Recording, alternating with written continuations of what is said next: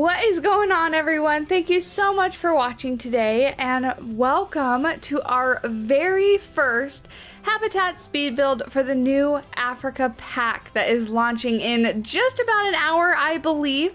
If you're new here, my name is Savannah, and I am so excited to bring to you the very first Meerkat habitat on the channel. First and foremost, before we dive too far into what we're doing today, big shout out and huge thank you to Frontier for giving me early access to this pack. I've had this for about a week now, and I have had truly so much fun building this last week, you guys. I have always been one that has really never felt a Planet Zoo slump. I've always had fun building, but I've got to tell you, after the Southeast Asia pack, I was starting to kind of sort of feel it a little bit. I needed some new scenery pieces. I needed some new inspiration, and this pack 100% did that for me. I was so excited to get my hands on it and look at all the brand new scenery pieces that are included. We're getting about 180 pieces with the pack, and not to mention some of the pieces that we use in here are free updates that are coming in 1.6 that'll be live today as well.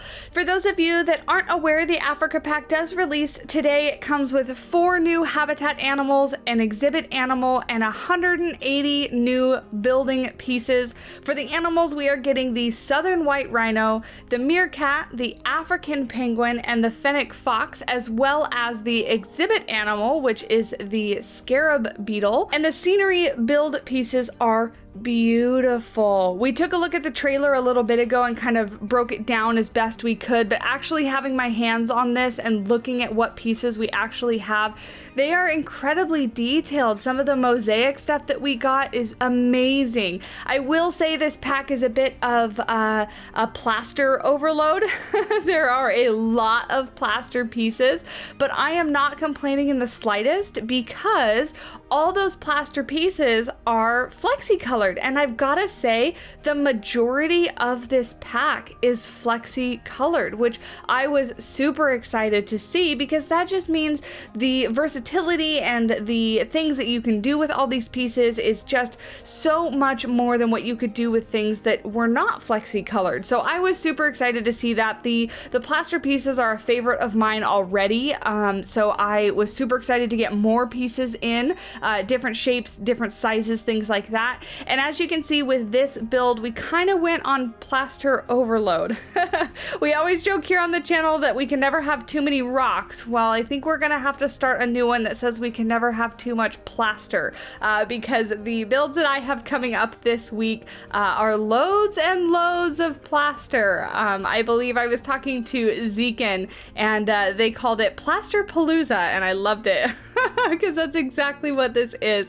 But anyway, I'm super excited. So we are building for the Meerkats today, and the inspiration behind this build, because I do have to say African architecture is not something that I am super familiar with. So I did a lot of Googling, a lot of reference searching, and what I came upon was some Northern African like adobe style housing. I don't have a specific name for this architecture, so if you do know, please let me know down in the comments below. But I am very happy with how this build turned out, and it was so incredibly easy for me to build. I mean, I've said this time and time again on my channel that I sit down, I build for a couple hours here and there. It usually takes me a couple build sessions to complete a habitat, but I sat down and I built this one. It took me about 2.5 hours.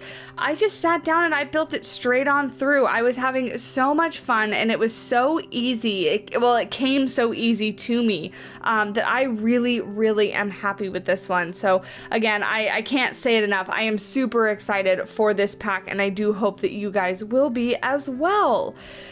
In addition to the Africa pack, we do have some things coming with 1.6 that I've also been able to play with, and I think they are huge quality of life improvements for the game. First and foremost being the sandbox menu. We now have a whole bunch of things that we can turn on and off, like animals going to the bathroom, animals escaping, needing, their welfare, all that kind of stuff. And we had some of that before, but the new and improved menu is super useful. And in fact, for something something like this where I'm building in a sandbox zoo and I'm not really caring about their care, I'm not really caring about, you know, any of that kind of stuff, and just wanting to build and put the animals in and film some nice cinematics for you guys, made it super easy. So if you are a sandbox player, you are going to love that part of the update, I can assure you.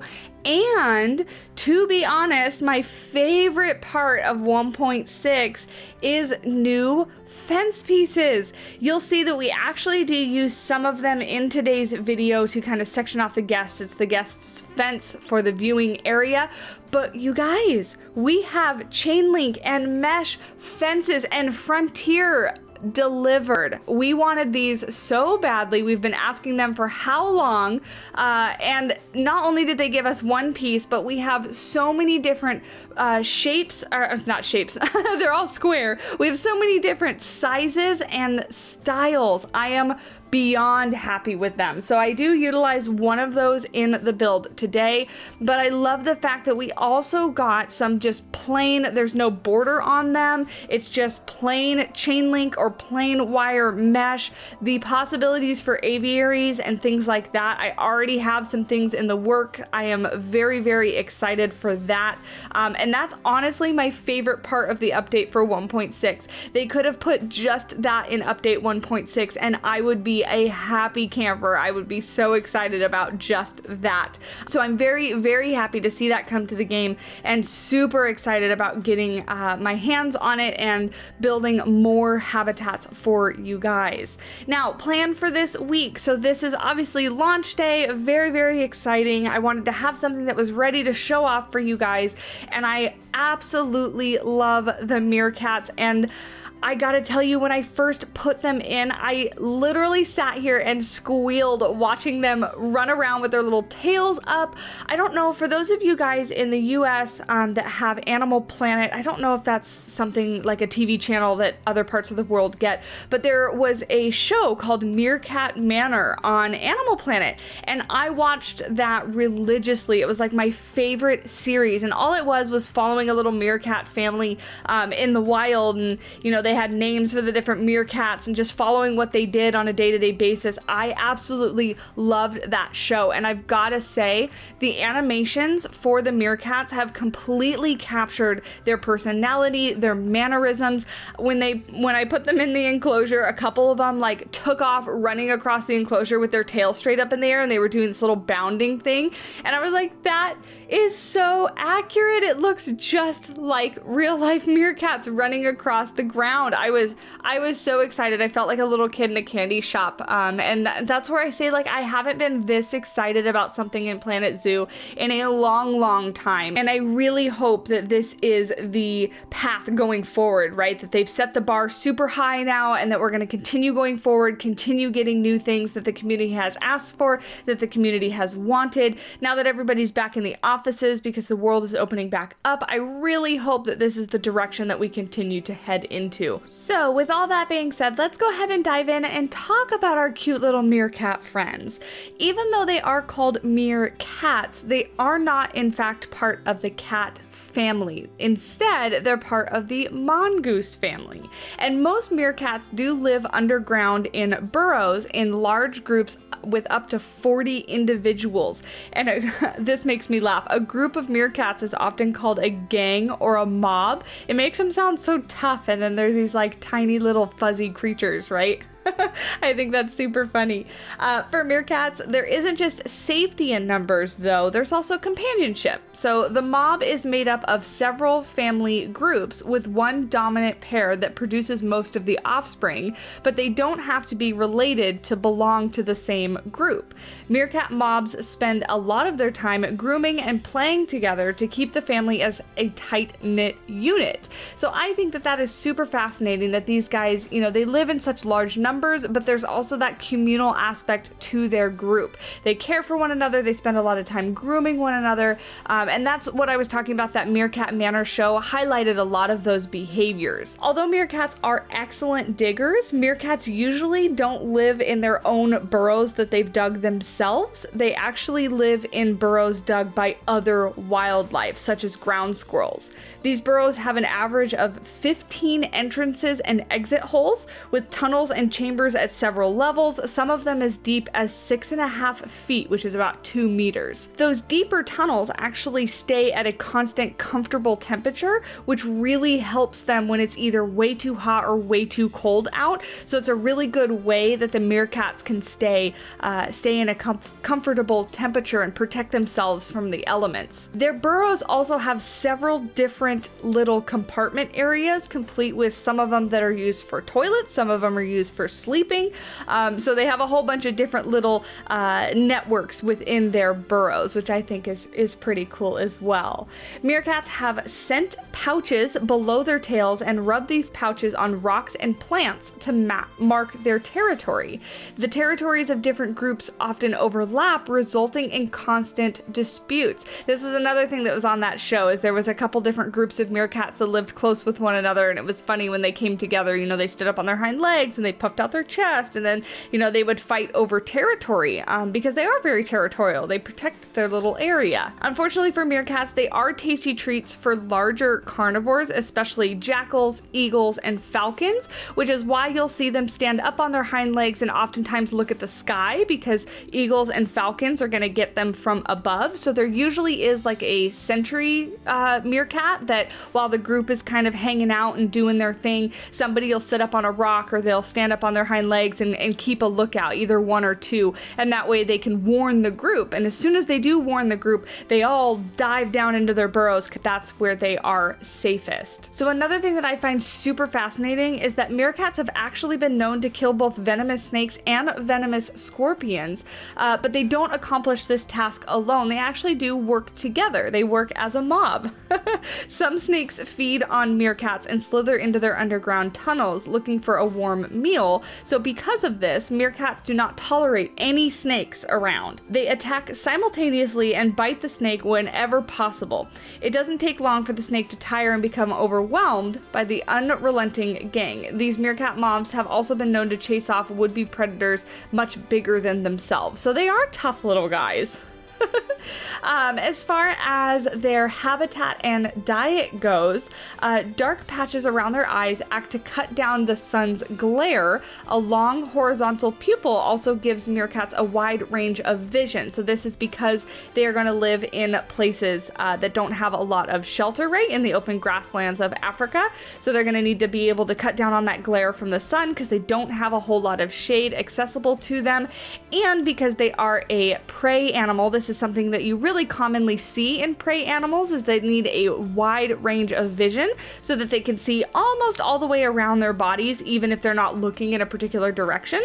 So horizontal pupils do just that. Another animal that has a horizontal pupil is a goat. If you've ever seen a goat eye, that's one that's common because it's a domesticated animal, right? And many people have them as pets, but they have a horizontal kind of rectangular pupil in the center of their eye, and that means that their only blind spots are directly in front of them and directly behind them, but they can pretty much see everything else around them. So it helps keep them safe. As far as conservation goes, fortunately for meerkats, they do seem to be doing all right in their native habitat, yet movies and television shows have brought meerkats a lot of attention, with many people wondering if they can have a meerkat as a pet. Although they may look cute, meerkats, like all wildlife, do not make good pets and are illegal to own without proper permits and licenses. Instead, head to your local zoo and enjoy these small creatures in action. They'll be scanning the skies and watching for you. So that was a little snippet from the San Diego Zoo's website, and unfortunately movies and TV do have that effect on certain animals. Like right now I know there is some worry with the new Cruella movie coming out that everybody's going to go out and get a Dalmatian, and I love Dalmatians as a breed. They are fantastic breeds, but people often forget that they are raised, they are a guard dog working breed.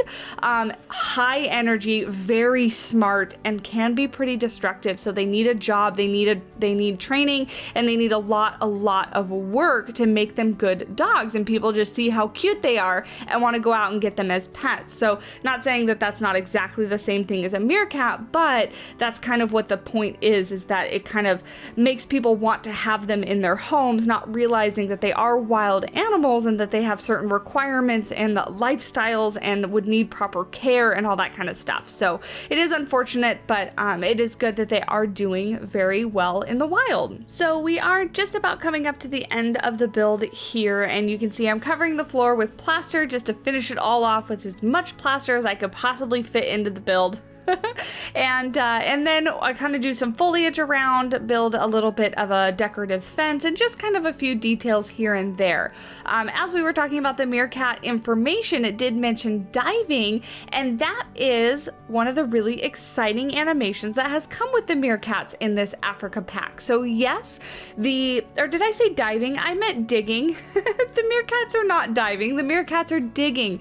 Digging is the new animation that's come to the pack. So yes, the meerkats do dig, and actually as soon as I put them in this habitat, they were digging all over and going crazy. And the way the digging animation works, as far as I can tell, is that they pretty much dig down anywhere in the habitat and they disappear for a couple seconds and then they pop up somewhere else. And then that little hole that they've dug stays there, and other meerkats will come over and go down that hole and then pop up either in a new hole or out of an existing hole. So it is really cool to watch because they kind of disappear for a couple minutes and then just kind of pop up somewhere else. I wish obviously that they would have been able to make like burrows and stuff like that, but that is probably out of the realm of possibility in the game. So I am super happy with this digging mechanic, this digging animation, because I think it just adds so much personality to them and so much realism, right? Because what would meerkats be if they didn't dig down into the ground? It's so much a part of